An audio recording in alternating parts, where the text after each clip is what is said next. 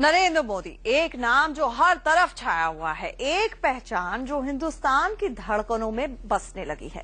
मोदी आखिर चीज क्या है? मोदी कैसे चलते हैं, वो कैसे बोलते हैं, उनकी बॉडी लैंग्वेज कैसी है, इन सब पर बहुत बड़ी रिसर्च हुई है। मोदी के ब्रेन मैपिंग की एक एक रिपोर्ट हम आपके सामने रखेंगे। सबसे पहले शुरुआत मोदी के शब्दों से करते हैं। क्या आपको मालूम है कि मोदी अगर एक बार बहन बोलते हैं तो 2 बार भाई बोलते हैं, एक बार बेटी बोलते हैं तो 2 बार बेटा बोलते हैं। मोदी के शब्द चयन की ऐसी ही कुछ दिलचस्प जानकारी हम आपको अब देंगे।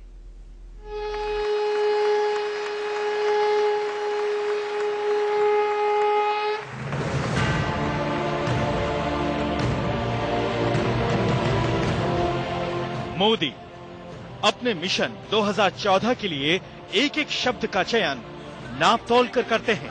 मुझे मेरी सभी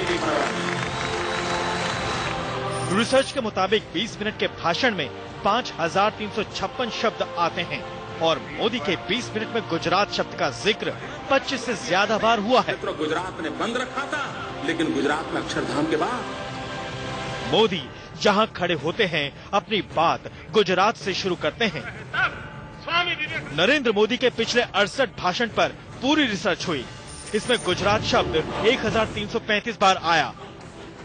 अगर हम मेहनत कर करके नमक पैदा करते हैं तो आप में से कोई नहीं होगा जिसने गुजरात का नमक न खाया। मित्रों, आज पूरे देश में, दुनिया में गुजरात के विकास यात्रा की चर्चा हो रही है। मित्रों, आज यूरोप में जाओ और कभी भिंडी की सब्जी खाओगे तो विश्वास करना, वो भिंडी की सब्जी गुजरात से आई है।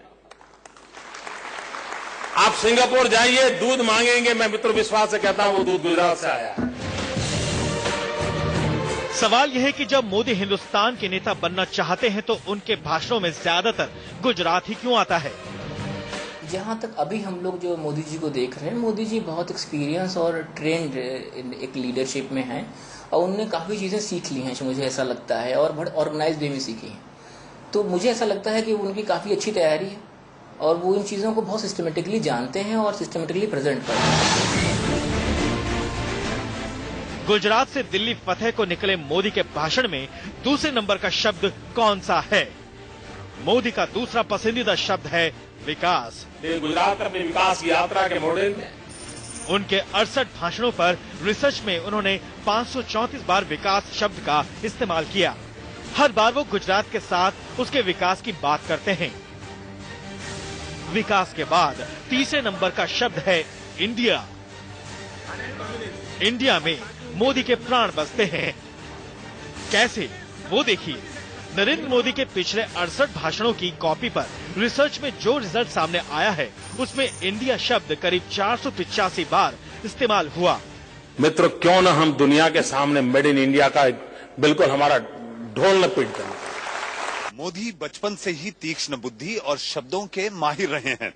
मोदी ये बखूबी जानते हैं कि कब, कहां, कैसे, कितना बोला जाए और इसके साथ साथ आवाज, अल्फाज और अंदाज का भी इस्तेमाल वो बखूबी करते हैं। इसकी वजह है, मेरी जानकारी में मोदी बचपन में रंगमंच के कलाकार भी रहे हैं और वो इस वक्त भी राजनीति में अपनी कलाकारी करने से पीछे नहीं रहते।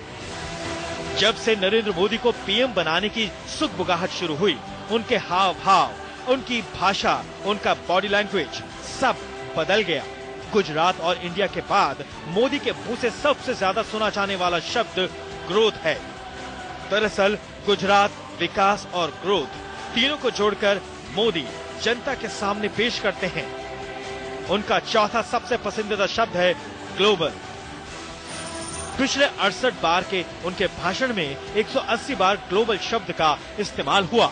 मित्रों, ग्लोबली अगर आपको देखना है तो करना पड़ता है और उस अर्थ में मैं कहना चाहता हूं मेरे गुजरात का vibrant Gujarat global investor summit. जिस मोदी को बीजेपी हिंदुत्व का पोस्टर बॉय बनाकर मैदान में उतार रही है, मोदी के भाषण में उसी हिंदू या हिंदुत्व का जिक्र तक नहीं होता। पिछले 68 बार के उनके भाषण में हिंदू शब्द एक बार भी नहीं आया। अलबत्ता मुस्लिम शब्द का इस्तेमाल उन्होंने 10 बार किया। मंदिर को लेकर भी मोदी बहुत उत्साहित नहीं दिखते। उनके पिछले 68 भाषणों में 56 बार ही मंदिर शब्द का इस्तेमाल हुआ। इसके अलावा मोदी के भाषण में उद्योग, धंधा, भाइयों बहनों जैसे शब्दों की भरमार होती है। आप कह सकते हैं सेकंड सेकंड का हिसाब रखने वाले मोदी शब्द शब्द का हिसाब भी रखते हैं। वो उतना ही बोलते हैं जितनी जरूरत हो, न एक शब्द कम न एक शब्द ज्यादा।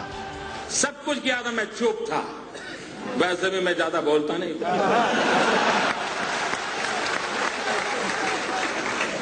मैं सही जगह पर सही भाषा में सही समय पर बात करने का आदमी। संदीप के साथ सत्यप्रकाश, दिल्ली, इंडिया न्यूज। चलिए, मोदी के शब्दों की बाजीगरी तो आपने देख ली, लेकिन मोदी के चेहरे में भी हजार राज छिपे हैं। नरेंद्र मोदी एक राजनेता हैं, वो कई बार बोलते हैं, कई बार बातों को छुपाते भी हैं। हालात के हिसाब से खुशी और उत्सुकता छिपानी भी पड़ती है। जब मोदी को प्रधानमंत्री पद का उम्मीदवार घोषित किया जा रहा था तो वो गंभीर थे, लेकिन ये 100% सच नहीं होती। ये सभी भाव एक पहेली जैसे हैं। एक चेहरे में मोदी के कई भाव छिपते हैं। मोदी की मुस्कुराहट, उनके गुस्से, उनके दुख का राज खुलने जा रहा है अब। क्या आपने कभी गौर किया कि मोदी जब भी मंच पर होते हैं या कहीं और, तो हमेशा गंभीर मुद्रा में होते हैं। एक अंग्रेजी मैगजीन ने मोदी पर जो रिसर्च की, उसके मुताबिक अगर मोदी की स्पीच को 100 बार देखा गया तो उसमें वो 78 बार गंभीर मुद्रा में दिखाई दी। जलाना कहाँ मना है? आइए दोस्तों, हम यहाँ से चल पड़े और कमल के साथ एक दिया जलाएं, विकास की रोशनी फैलाएं, इसी संकल्प के साथ आगे बढ़े। और 22 बार वो मुस्कुराते हुए नजर आए।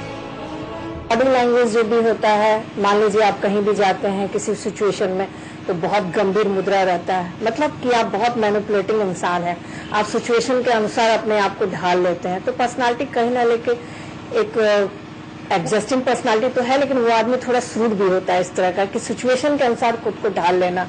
इस गंभीर चेहरे के पीछे कितने भाव हैं, क्या आपको ये मालूम है? दरअसल जो भाव होते हैं वो चेहरे पर 2 भागों में बटे होते हैं, एक दाहिने चेहरे वाला भाग और दूसरा बाएं चेहरे वाला भाग।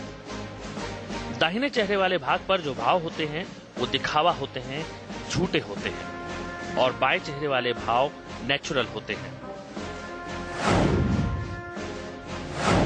दाएं भाग पर आंकड़ा है 14.57 और बाएं भाग पर आंकड़ा है 23.72। यानी मोदी जो गुस्सा दिखाते हैं उससे कहीं ज्यादा गुस्सा उनके मन में होता है। करती है, एक राज्य दूसरे राज्य में पुलिस फोर्स की मदद भेजता है, ये तीनों राज्य कांग्रेस ने मदद करने से इनकार कर दिया। मित्रों, मैं कभी इन विषयों में जाता नहीं हूं, लेकिन आज मुझे जब मेरे मुंह में उंगली डाल रहे हो तब मुझे पब्लिक में कहना पड़ा। आंकड़ा है 11.8 दाएं भाग पर और 15.25 बाएं भाग पर। अब समझिए इसका मतलब क्या है। यानी मोदी के चेहरे पर जो चिढ़ दिखाई देती है उससे ज्यादा चिढ़ उनके मन में होती है। देश को आवश्यकता है डेवलपमेंट पॉलिटिक्स की। अगर देश की राजनीति भी डेवलपमेंट के धुरा पर अगर चलेगी तो इस देश में बहुत बड़े बदलाव आ सकते हैं।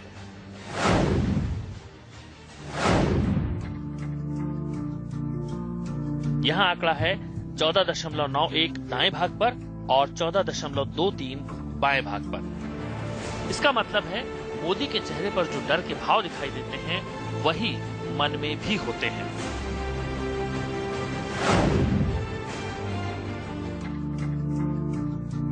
आंकड़ा है 23.37 दाएं भाग पर और 12.88 बाएं भाग पर। इसका मतलब क्या है, अब इसे समझिए। यानी मोदी के चेहरे पर जो खुशी दिखाई देती है वो दिखावे की होती है। सच्चाई ये है कि वो खुशी अंदर से नहीं होती। 14.91 दाएं भाग पर और 20.33 दाएं भाग पर। अब समझिए इसका मतलब क्या है। यानी मोदी दुखी कम दिखते हैं लेकिन अंदर से वो ज्यादा दुखी होते हैं। चाहता हूं,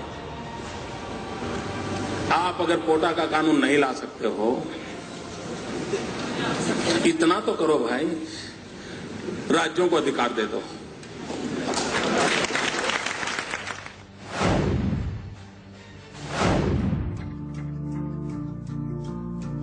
आंकड़ा है 22.03 दाएं भाग पर और 13.55 बाएं भाग पर।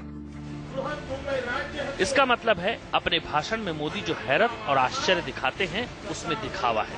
दरअसल वास्तविकता में उस हैरत का प्रतिशत बहुत कम है।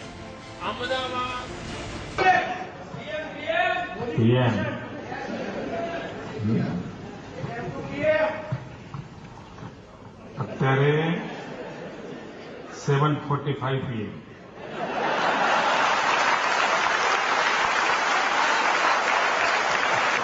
Sudhir, India news. मोदी पर यह बड़ी रिसर्च आउटलुक मैगजीन ने छापी है। आजकल मोदी की बॉडी लैंग्वेज लोगों के लिए सबसे ज्यादा चर्चा का विषय बनी हुई है। लोग आकर्षित हो रहे हैं। मोदी कैसे चलते हैं, कैसे बैठते हैं, लोग इस पर भी बातचीत करने लगे हैं। मोदी के भाषण देने का स्टाइल जबरदस्त है। वो हाथ और उंगलियों का पूरा इस्तेमाल करते हैं, ठीक उसी तरह जैसे ओबामा अमेरिका में करते हैं। मोदी हर तरह से तैयार हो रहे हैं। राजनीति में मोदी हिट है, लेकिन बॉडी लैंग्वेज का सही इस्तेमाल करके तो मोदी ने अपने विरोधियों को बहुत पीछे भी छोड़ दिया है। मैं गुजरात की सेवा में खपा हुआ हूँ और गुजरात को इतना आगे बढ़ाना चाहता हूँ कि देश की समस्याओं को कम करने में शायद गुजरात काम आ जाए। इंसान जो बोलता है वो सच हो या न हो, लेकिन उसके शरीर के हाव भाव कभी झूठ नहीं बोलते। गुजरात चाइना के साथ स्पर्धा करने लगा है, अगर वो हमेशा सच होता है। बॉडी लैंग्वेज पर तमाम रिसर्च है। एक रिसर्च में नरेंद्र मोदी की 68 स्पीच को लॉक किया गया और उन्हीं स्पीच के आधार पर आंकड़े जुटाए गए। Farm to fibre, fibre to fabric, fabric to fashion, fashion to foreign.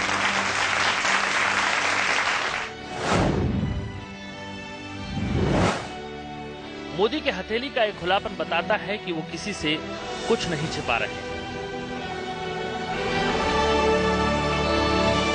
जो है सामने है वही सच है। इसके अलावा हथेली के इस खुलेपन को दिखाने का मतलब ये संदेश देना भी होता है कि आप इंतजार करिए, खेल बाकी है।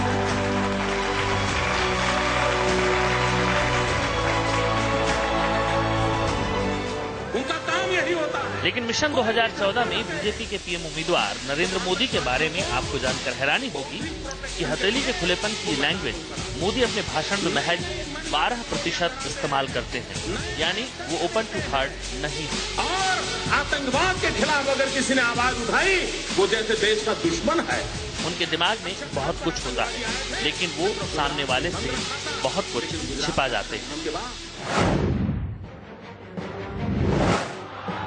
किसी से बात करने के दौरान या अपने भाषण के दौरान एक उंगली का बार बार उठाना।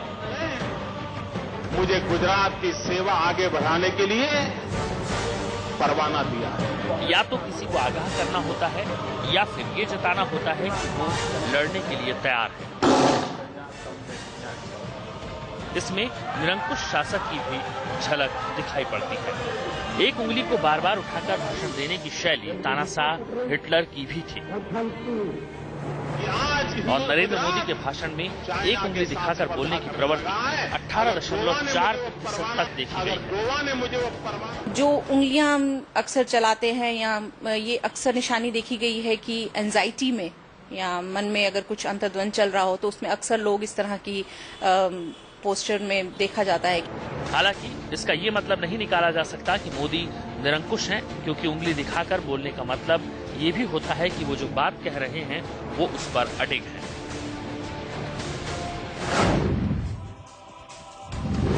अपने भाषण में मोदी अक्सर मुंह पर हाथ रखते हैं।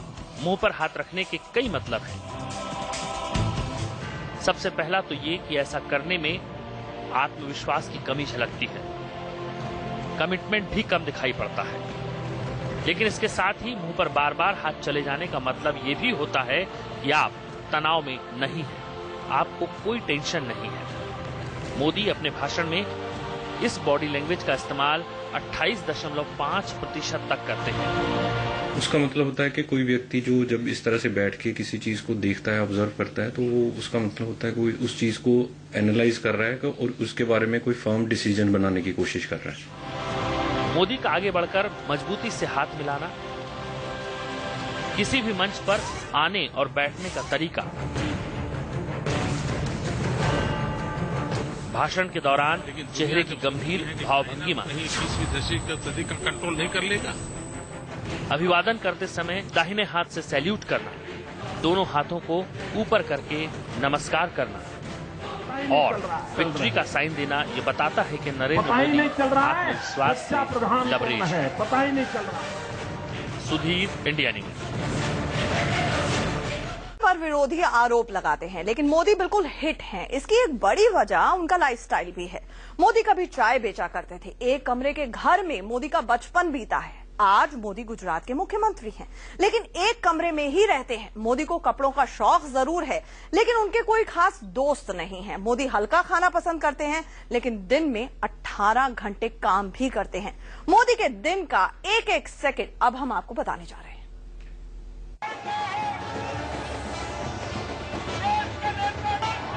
बाहरी दुनिया में लोगों से घिरे रहने वाले मोदी असल दुनिया में बेहद अकेले हैं। मोदी मुख्यमंत्री होते हुए भी एक छोटे से कमरे में रहते हैं। सुबह 6 बजे उठ जाते हैं, योगा करते हैं, हल्का नाश्ता लेने के बाद राज्य का कामकाज संभालने के लिए निकल जाते हैं। मोदी को चाय पीना बहुत ज्यादा पसंद नहीं। मोदी मीटिंग करना और अपनी टीम की बात सुनना बहुत पसंद करते हैं। मोदी का मैनेजमेंट देखिए, मोदी कभी भी अपनी लंबी चौड़ी रिसर्च टीम की मीटिंग एक साथ नहीं करते। 3 स्तर पर मीटिंग होती है। पहली टीम आइडिया देती है, दूसरी टीम प्लान तैयार करती है और तीसरी टीम हकीकत में इसे बदलती है। दोपहर 1:30 से 2 बजे के बीच मोदी लंच करते हैं। सादा और देसी खाना इन्हें पसंद है। खाने के बाद फिर काम में जुट जाते हैं। शाम को अक्सर किसी राजनीतिक कार्यक्रम में जाना मोदी पसंद करते हैं। मोदी के दोस्तों की तादाद नहीं के बराबर है, लेकिन मोदी को कपड़े पहनने का खासा शौक है। मोदी की लोकप्रियता का पैमाना केवल उनके कामकाज करने का रंग ढंग ही नहीं, तो बल्कि उनके पहरावे का भी यहाँ के लोगों पर काफी गहरा असर है। खादी ग्राम उद्योग भंडार में मोदी के आधी बाह वाले कुर्तों की काफी मांग है, जो कि मोदी कुर्ता के नाम से यहाँ से बेचे जाते हैं। उनका खादी के प्रति प्रेम बहुत अच्छा है और वो चाहते हैं कि खादी लोगों में प्रचार हो। अगर मैं खादी करूंगा तो लोगों को प्रचार मिलेगा और वो खादी खरीद लेंगे तो लोगों को ध्यान आएगा कि खादी खरीदना चाहिए। मोदी आज जैसे दिखते हैं वैसे 15 साल पहले नहीं थे। ये तस्वीरें देखिए, कितने साधारण दिखते थे मोदी। मैंने अपनी 1.5 दशक की ज्यादा से पत्रकारिता में नरेंद्र मोदी को काफी नजदीक से देखा है। नागपुर में स्वयंसेवक और प्रचारक के तौर पर, तो दिल्ली में 11 अशोक रोड के दफ्तर के एक कमरे में मोदी का सादा जीवन। इसके साथ साथ मोदी का उस दौरान जो पत्रकारों से लगाव था, वो लगाव भी अब दूर हो गया है। कहते हैं ना, वक्त बदलता है तो तौर तरीके भी बदल जाते हैं। मोदी की जिंदगी बदल चुकी है। अब वो हिंदुस्तान की तकदीर लिखने का ख्वाब देख रहे हैं। मोदी को करीब से जानने वाले कहते हैं कि वो अपने दोस्तों को साथ रखते हैं, लेकिन विरोधियों को जड़ से खत्म कर देने में यकीन करते हैं। Sudhir Pandey, India news.